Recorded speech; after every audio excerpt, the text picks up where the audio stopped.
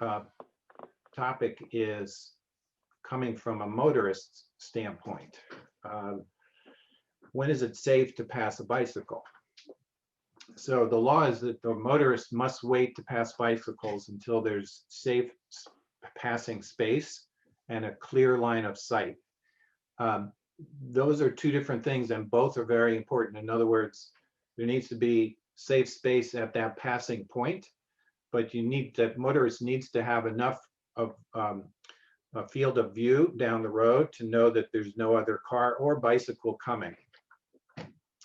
Therefore, cyclists should, when we're cycling in groups that can tend to be long lines, particularly when we're riding single file as we're supposed to in Orangetown, that we need to allow gaps in our single file so that cars can have some hope of passing.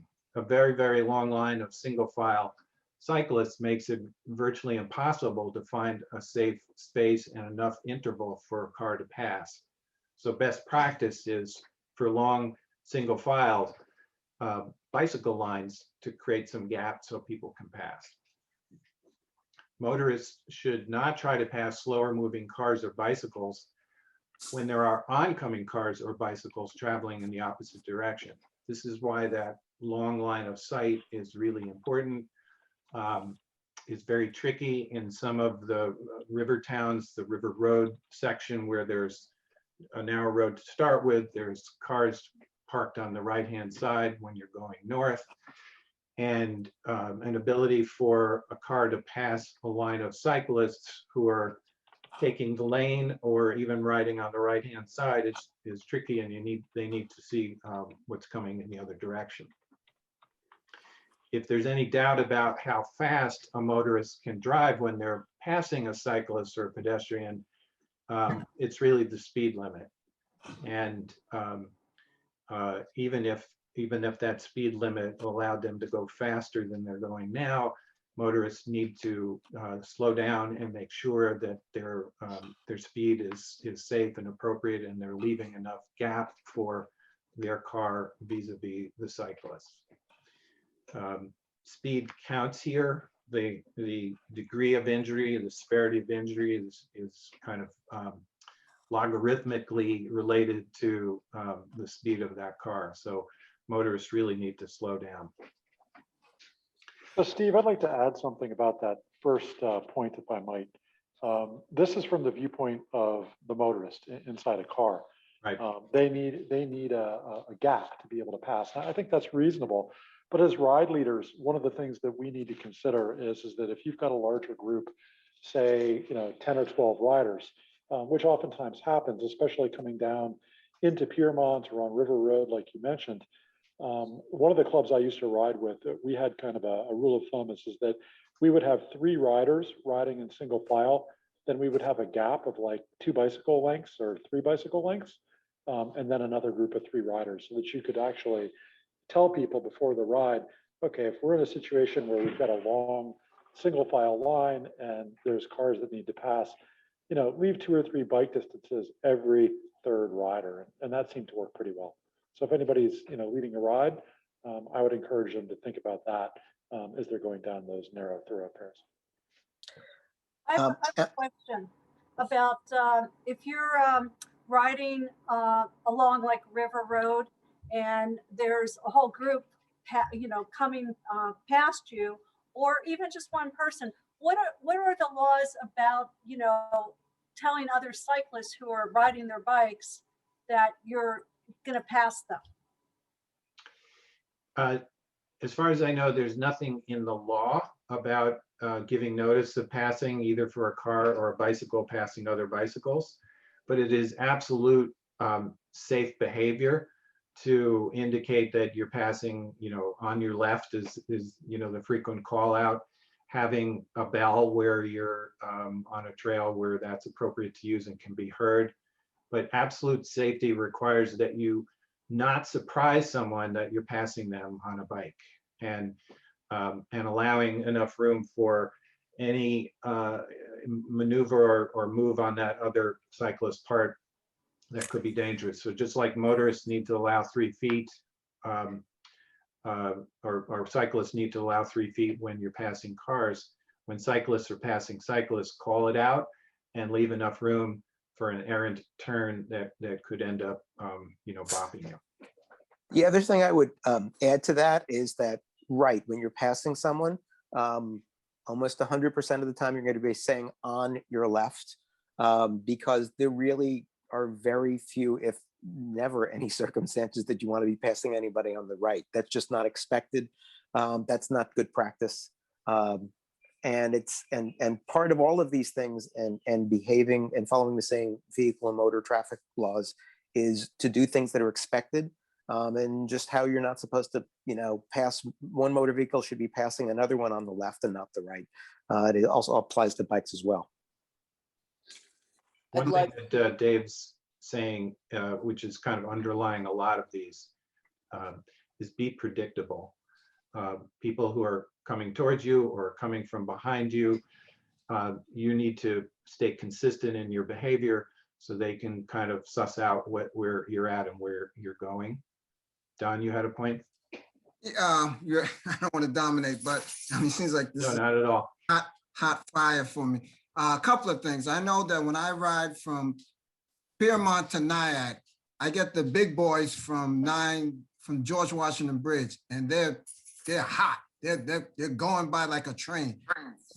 20, and they're moving, and I have a side view mirror. So when I see them, they don't startle me because I see everybody coming by me.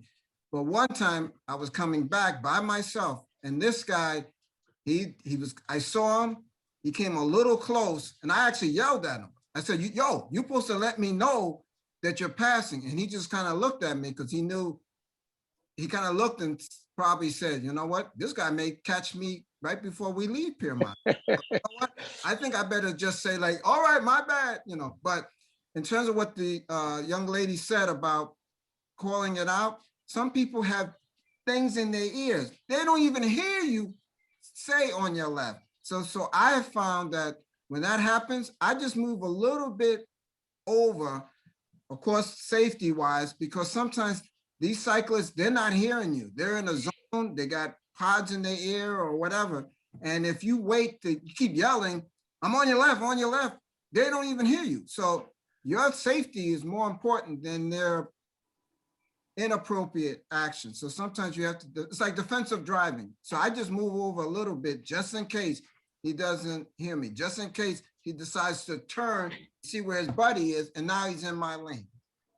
Well, that's really good advice, and it brings up, 2 points in what you've said. Number one, it is never safe behavior to ride with headphones in both ears.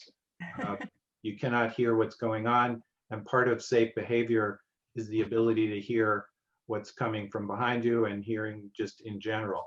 I think some people will ride with one earphone, so at least they can hear, and I'm not going to say that's bad, but riding with two is not safe behavior. The second thing is the attitude that some of the cyclists who are kind of zooming through the roads that we're talking about create for not only other cyclists, but for pedestrians and residents. And it's why this whole effort was a balance between understanding the law, but also trying to encourage respectful behavior.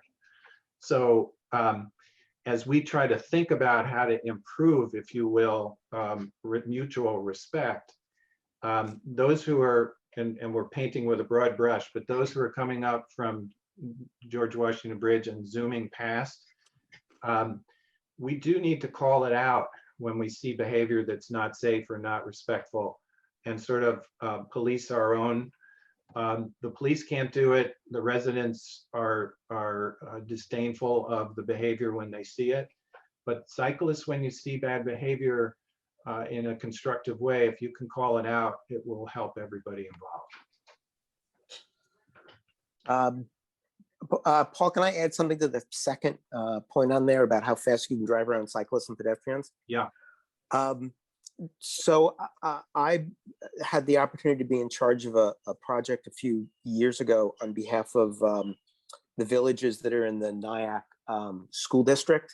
The project was called the Greater Nyack Bike Walk Master Plan. And we got to work with some transportation experts who looked at the roads and streets and things like that. But the point that Paul is making here about speeds is really important for those of us who ride bikes, but especially for those of us who drive, because there are a lot of streets that we have that even the legitimate speed limit that's on there, it's just a little bit too fast. And we know that people will tend to add another 5 miles to it. So just sort of think about a street that might have a 30-mile-an-hour speed limit instead of a 25-mile-an-hour speed limit. And then if somebody puts 35 or goes a little bit faster on that, things happen, you know, like kids will be playing ball and something will roll out into the street. There will be a squirrel and someone, you know, there's just things that happen. So the point here is that when you're in a place, either on your bike or driving a car, and there's other potential traffic around you, and especially if it's a residential road, the speed limit just sort of speaks to guidance of what the upper limit is. There are many roads that we have that just kind of beckon to the driver to go as fast as you can. I'm thinking particularly about North Broadway from Nyack that goes on to Nyack Beach State Park. There are certainly many other places in the northern part of the county that have streets like that as well. But as drivers, if we know that could be pedestrians around the corner, there could be drivers around the corner, the speed that you go at really does make a difference because it just takes away the reaction time, and these statistics underlie how they can have very serious consequences.